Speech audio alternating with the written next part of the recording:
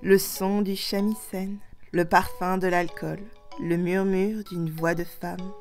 Une ambiance particulière s'installe dans un banquet lorsque l'on invite des geishas. Leur univers rempli de mystères, de beauté, de culture et de manières, charme et intrigue. Véritable emblème de la féminité japonaise, elles se distinguent par l'éloquence, le savoir et l'adresse. Ce mois-ci, je vais vous parler d'un symbole de la culture japonaise. Parlons du monde des saules et des fleurs, et de ces femmes que l'on appelle geishas.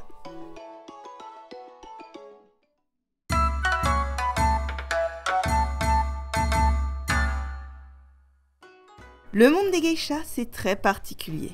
Avant l'ère moderne, la culture qui rythmait leur vie était généralement concentrée au sein de quartiers dédiés. Les lieux importants étaient alors concentrés dans le Hanamachi, la ville des fleurs. On pense particulièrement à Gion à Kyoto ou à Yoshiwara à Edo. On y trouve l'établissement principal de la vie d'une geisha, l'Okiya. C'est la maison qui est en charge des geishas et de toute leur petite famille de substitution, mais on y reviendra. Un Okiya va souvent avoir un kamon, un sigle que l'on retrouve certes sur la devanture, mais aussi sur les femmes qui y appartiennent, sous forme d'accessoires ou de vêtements.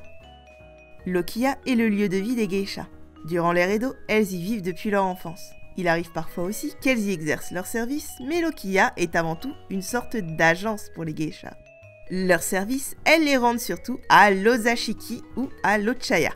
Dans ces lieux, on mange, on boit, on prend le thé, mais surtout, c'est des endroits où l'on profite de la présence des geishas.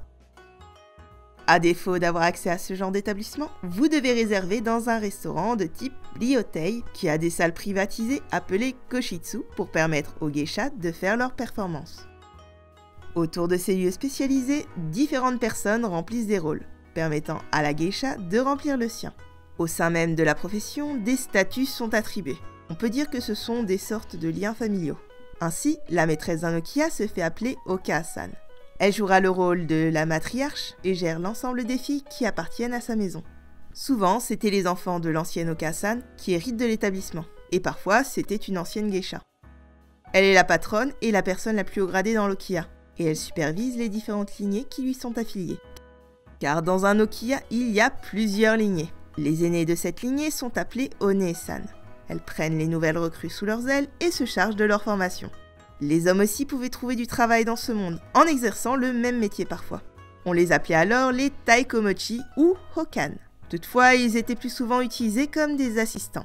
Par exemple, l'otokoshi a le rôle d'habilleur de geisha, car on considère qu'il fallait la force d'un homme pour pouvoir habiller une vraie geisha.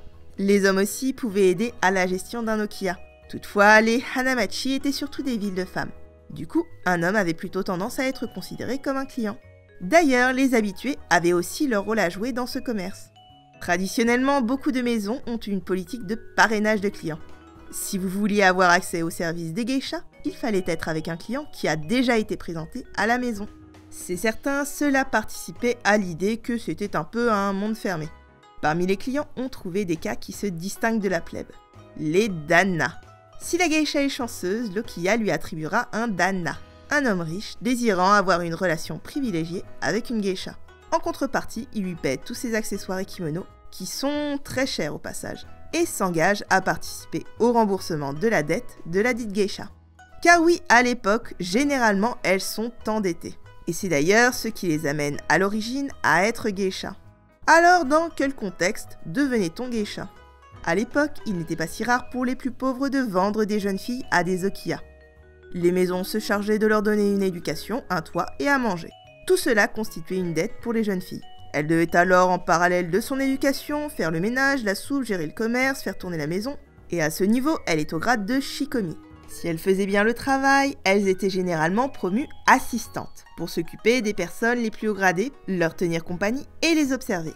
Là, elle est minarai. Si leur formation se passait bien, elles peuvent alors rejoindre le monde des geishas en tant que maiko. C'est ensuite qu'elle devient une geisha criblée de dettes parce qu'elle doit payer elle-même ses accessoires hors de prix, parfois imposés par l'One-san et l'Oka-san, qui lui prennent d'ailleurs une grosse commission sur ses prestations. Ah, la famille! Et la dette d'une geisha, ce n'est pas la seule chose qui évolue au cours de sa carrière.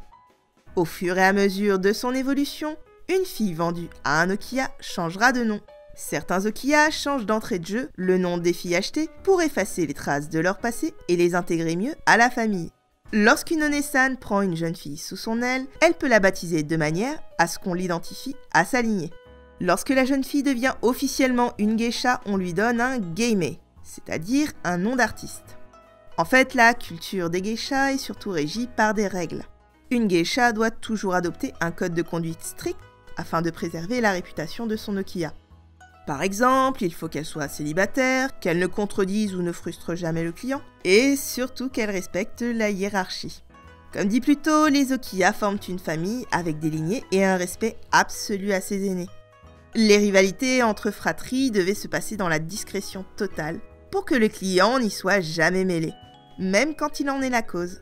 C'étaient des lieux d'où les secrets ne devaient jamais sortir, et souvent pour le confort du client. Leur éducation et leur rigueur leur conféraient une place à part entière dans les capitales. D'ailleurs, les geishas étaient particulièrement influentes dans le monde de la mode.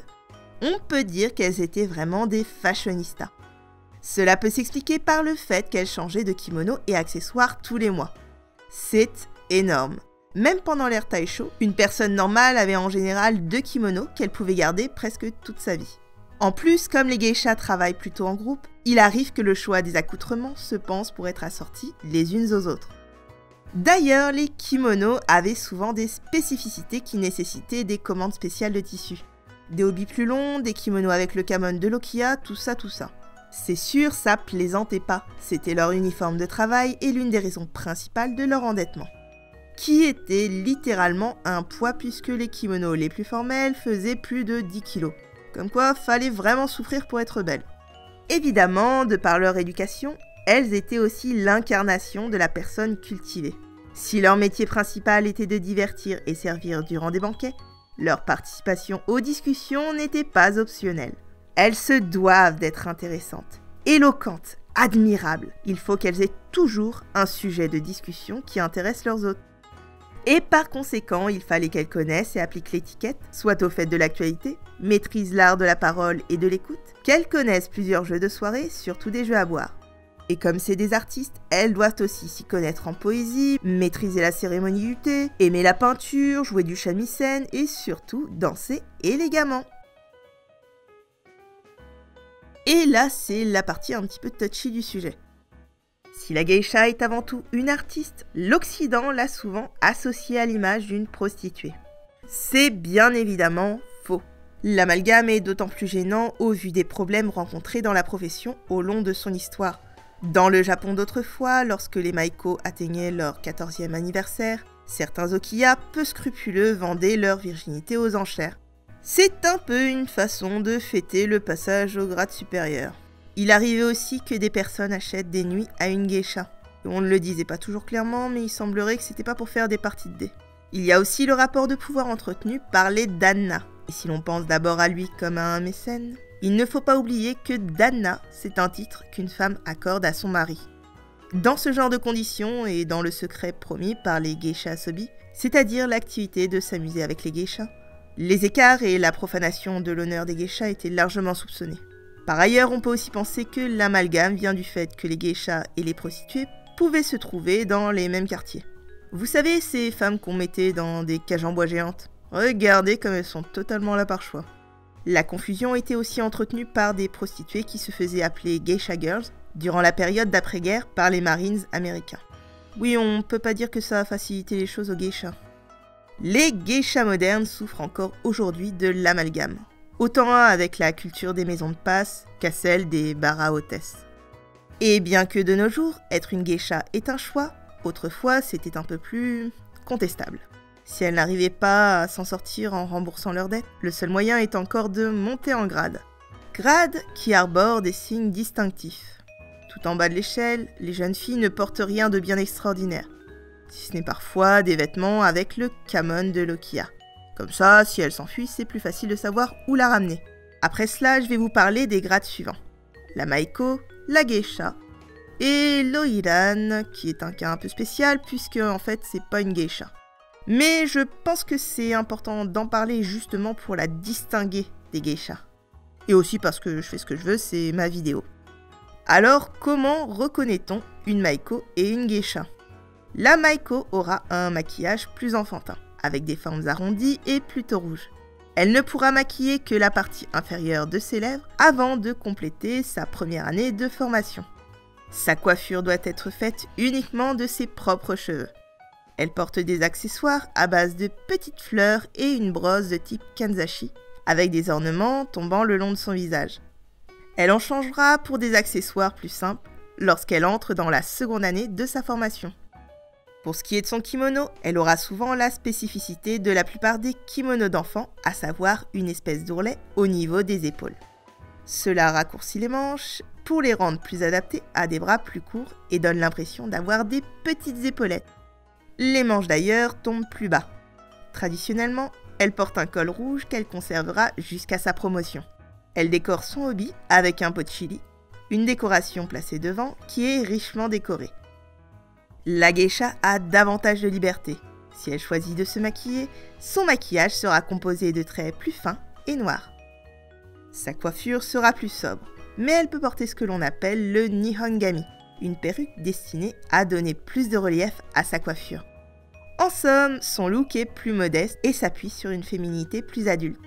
Enfin, j'aimerais ouvrir une parenthèse sur l'oiran, qui est une courtisane pour les personnes importantes, riches, bref, les gens de pouvoir. Elles sont tellement sophistiquées et élitistes qu'elles ne fréquentent que la haute société et peuvent choisir leurs clients. Le prestige que confère la présence d'une oiran a un prix étonnamment plus élevé qu'une geisha. Et ce n'est pas un titre que l'on peut donner à n'importe qui. C'est la top of the pop, et par conséquent elle s'habille comme telle. Drapée de soieries fines, de kimonos complexes, guettas super hautes, des coiffes extravagantes. Si une geisha doit être sobre et modeste, une oiran se fait remarquer. Elle est toujours accompagnée d'un cortège de servants, d'assistants et de faire-valoir. On pourrait presque y voir une parade. Notez bien que les oiran sont bien des courtisanes, et par conséquent leurs services ne sont pas les mêmes que ceux d'une geisha. Donc je vous invite bien à faire la distinction. J'aimerais conclure cette vidéo en précisant que la geisha d'aujourd'hui n'a pas la même vie que celle d'autrefois. Disons que le fait qu'on n'ait plus le droit de vendre des enfants au Japon a dû jouer. Le job est toujours très dur, mais elles sont sûrement plus émancipées. En plus, comme les nouvelles recrues se font rares, les Okiya tendent à être un peu plus bienveillants envers les apprentis. Elles peuvent donc se concentrer sur le cœur de leur métier, l'art, la culture et la beauté à la japonaise. Si vous allez au Japon, les agences de voyage vous recommanderont probablement d'aller à Kyoto, dans la ville de Gion. C'est là-bas que vous pourrez croiser des geishas au détour de la rue de Hanamikoji. Bon, désolé, j'ai un peu survolé le sujet, surtout concernant la geisha moderne. Mais si le sujet vous intéresse vraiment, je vous invite vraiment à consulter les sources en description. D'autant plus que mes dessins font vraiment pas justice à la complexité des coiffes et des tenues des Maiko et des geishas. Et sur ce, je reviens bientôt avec une vidéo sur Hanamikoji et je vous dis à la prochaine. Tchuss!